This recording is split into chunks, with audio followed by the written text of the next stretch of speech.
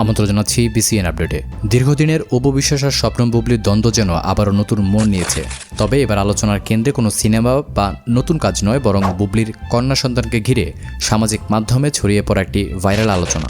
দুই পক্ষের ভক্তদের মধ্যে শুরু হয়েছে এখন তুমুল বিতর্ক। কেউ বলেছেন সন্তানের গায়ের রং নিয়ে যত আলোচনা, আবার কেউ টেনে আনছেন বহু বছরের অপু আর বুবলির দ্বন্দ্ব। বিস্তারিত জানতে এখনই চ্যানেলটি সাবস্ক্রাইব করে দেখতে থাকুন পুরো ভিডিওটি। সম্প্রতি ফেসবুক, ইউটিউব ও টিকটকে ছড়িয়ে পড়েছে একটি ভিডিও, যেখানে দাবি করা হচ্ছে বুবলির কন্যা সন্তানকে ঘিরে নতুন করে শুরু হয়েছে নানা আলোচনা। ভিডিওটি প্রকাশের পর থেকে বিষয়টি নিয়ে দুই ভাগে বিভক্ত হয়ে পড়েছে শাকিব খান, অপু বিশ্বাস ও স্বপ্নম বুবলির ভক্ত সমর্থকরা। অনেকের দাবি, বুবলির কন্যা সন্তানের গায়ের রং কালো হওয়ায় শাকিব খান তাকে মেনে নিচ্ছেন না। সামাজিক মাধ্যমে এ নিয়ে পুরোপুরি সরগরম। মুহূর্তের মধ্যেই বুবলির কন্যা সন্তানকে নিয়ে একের পর এক মন্তব্য ছড়িয়ে পড়ছে নেট দুনিয়ায়।